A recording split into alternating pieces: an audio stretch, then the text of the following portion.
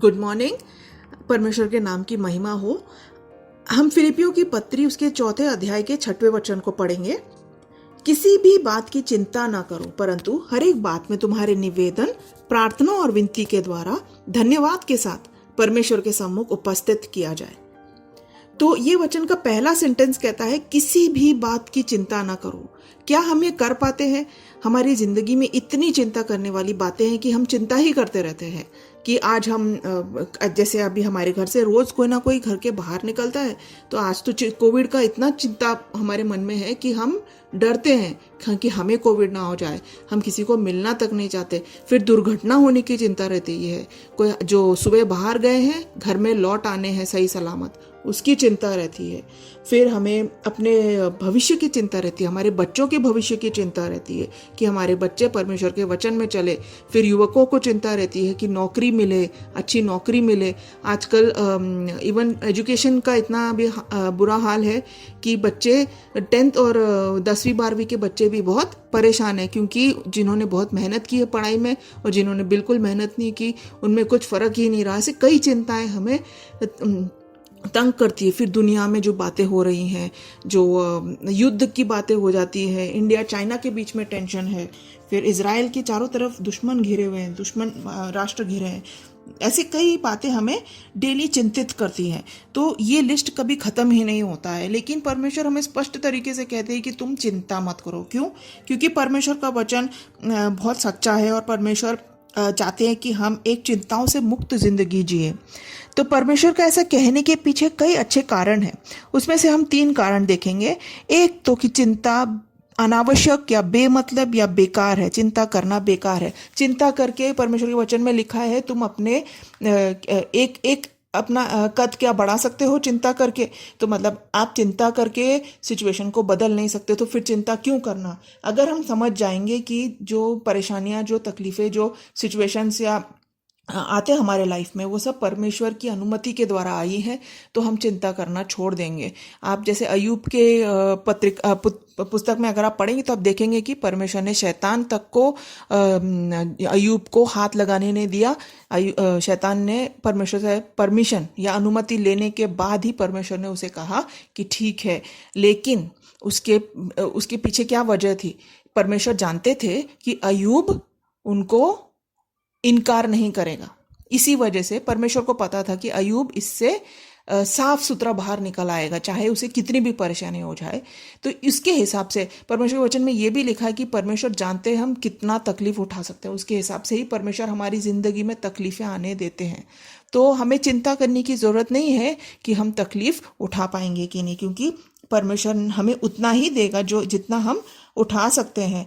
लेकिन ये भी हमें बात याद रखनी है कि परमेश्वर हमसे बहुत प्रेम करते हैं। यशायाह की पुस्तक उसके 49 वाले चैप्टर के 16वें वचन में लिखा है, अपनी हथेलियों में परमेश्वर ने हमें खोद कर रखा है। तो ऐसे खोदे हुए हथेलियों से हमें कौन बाहर निकाल सकता है? ये तो इम्पॉसिबल बात है। फिर यशायाह के 41 वर्स 13 में लिखा है, मैं तेरा परमेश्वर यहोवा तेरा दाहिना हाथ पकड़कर कहूंगा मत डर, मैं तेरी सहायता करूंगा। तो परमेश्वर बहुत स्पष्ट तरीके से हमें बताते हैं कि वो हमारी देखभाल करेंगे, वो हमारा केयर करेंगे। तो हमें चिंता करने की कोई ज़रूरत नहीं है। आप और वर्सेस नोट कर सकते हैं पढ़ने के लिए खुद से।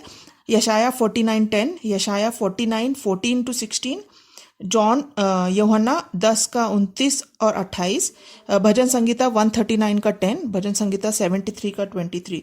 तो हमें याद रखना है परमेश्वर की अनुमति के बिना हमारे साथ कोई भी चीज़ें, बातें नहीं होंगी। अय्यूब का एग्जाम्पल हमेशा अपने मन में याद रखिए। हमारे साथ कोई लक वाली बात नहीं होती है। जो भी होता है परमेश्वर की अनुमति की वजह से ही होता है। हमारी योजना, जिंदगी की योजना, जिंदगी की दिशा और निर्देश सब परमेश्वर ने ठहराया हुआ है। तो चिंता करके हम कुछ नहीं बिगाड़ लेंगे, ना ही कुछ सुधार लेंगे। तो आप हमें चिंता से करना अनावश्यक या बेकार है। किसी ने ऐसा भी कहा है कि चिंता कभी भी कल के दुख को नहीं चुराती, केवल आज की शक्ति को दुर्बल कर देती है। तो हमें आज की शक्ति को दुर्बल नहीं करना है, तो हमें चिंता नहीं करनी चाहिए। दूसरी बात है कि चिंता हानिकारक है। चिंता की वजह से हमारे शरीर में बहुत सारी बीमारियां आ जाती है, जैसे बीपी का प्रॉब्लम। बहुत लोगों को बीपी का प्रॉब्लम है, वो ज़्यादातर चिंता की वजह से होता है। फिर मेंटल प्रेशर, फिर डिप्रेशन। बहुत बच्चे आजकल डिप्रेशन, बहुत यंग लोग भी डिप्रेशन में चले जाते हैं। परमेश्वर के वचन को जो विश्वास करता है वो कभी डिप्रेस हो ही नहीं सकता, क्योंकि परमेश्वर ने इतने अनोखे प्रोमिसेस दिए हैं कि हमें चिंता मतलब डिप्रेस होने की कोई रीज़न ही नहीं है। तो अगर आप सच्चे विश्वासी हैं तो आप कभी डिप्रेस नहीं होंगे, क्योंकि परमेश्वर का वचन कहता है चिंता मत करो।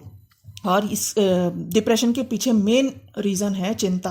तो तीसरी बात है, चिंता करना पाप है। ये चिंता क्या करती है हमारे साथ? चिंता हमें परमेश्वर की बुद्धि पर संदेह करने को मजबूर करती है। फिर हमें ऐसा सोचने पर मजबूर करती है कि परमेश्वर नहीं जानते कि वे क्या कर रहे हैं, और हम परमेश्वर के प्रेम पर संदेह करने लगते हैं ऊपर से। ये तो बहुत ही गलत बात है। तो ये सब पाप में आते हैं। हाँ, और हम ये भी सोचने लगते हैं कि परमेश्वर को हमारे साथ जो हो रहा है उससे कुछ लेना देना ही नहीं है, और हम उनकी सामर्थ्य पर भी संदेह करने लगते हैं। तो ये सब पाप है, क्योंकि ये हमें कहती है कि परमेश्वर काबिल नहीं है हमारी चिंता को टैकल करने के लिए, या हमारी चिंता को का सल्यूशन निकालने के लिए। परमेश्वर काबिल है, ऐसा सही है क्या? बिल्कुल गलत बात है। तो हम ये जब सोच विचार चिंता में पड़ जाते हैं तो हमें याद रखना कि हम परमेश्वर की निंदा कर रहे हैं। तो परमेश्वर की निंदा करना पाप है। तो हम इस चिंता वाली जो कंडीशन से बाहर कैसे निकले, हम इससे छुटकारा कैसे पाएं, चिंता से छुटकारा कैसे पाएं? एक तो हम जानते हैं कि पाप हमने अगर किया है तो हमें उससे पश्चाताप करना है। तो अभी हम समझ गए कि चिंता करना पाप है, तो हमें पहले अंगीकार करना है कि हमने पाप किया है चिंता करके, फिर हमें पश्चाताप करना है उस पाप का, और फिर हमें इस पाप को त्याग देना है। तो 3 चीज़ें आपको करनी है या हमें करनी है जब हम चिंतित हो जाते हैं। एक तो अंगीकार करना है कि हम चिंतित होकर पाप कर रहे हैं, दूसरा हमें इस पाप से पश्चाताप करना है, और तीसरा इसे त्याग देना है। पवित्र आत्मा की मदद के साथ इसे कभी वापस आने मत दो। दूसरी बात, आप ध्यान दीजिए कि चिंता ऐसी बात है जो अलग अलग वेश में हमारी जिंदगी में आती रहेंगी। कभी भी ऐसा नहीं होगा कि चिंता है नहीं, किसी ना किसी बात की चिंता हमेशा रहेगी, लेकिन हमने इस पर रोज विजय पाना है। परमेश्वर के खून के द्वारा हम इस पर विजय पा सकते हैं। जैसे ही चिंता वाली विचार मन में आती है, आप इसे यीशु मसीह के नाम से फटकार सकते हैं। यीशु मसीह का नाम बहुत ही पावरफुल है। आप यीशु मसीह के नाम से बहुत चीज़ों पर विजय पा सकते हो। हमें याद रखना है कि हमारे प्रभु जिंदा और सामर्थी हैं, कोई मूर्ति नहीं है। हम किसी मूर्ति से नहीं मांग रहे, पत्थर से नहीं मांग रहे। हमारे परमेश्वर जीवित हैं, उनसे हम मांग रहे हैं।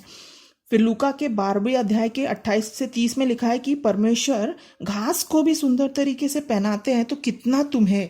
तो हमें सोचना है कि इतने सुंदर जो गार्डन हम देखते हैं सब परमेश्वर ने बनाए हैं और उनकी देखभाल भी करते हैं। हम तो परमेश्वर की मुख्य सृष्टि है, हम पर परमेश्वर का कितना ध्यान होगा। और साम या भजन संहिता 118 के 5 से 6 में लिखा है, जब मैंने परमेश्वर को पुकारा तो उन्होंने मुझे छुटकारा दिया। परमेश्वर मेरे पक्ष में है, मुझे कोई कुछ नहीं कर सकता। तो इस बात के साथ मैं आज का पोर्शन बंद करूंगी। परमेश्वर आप सबको आशीषित करे।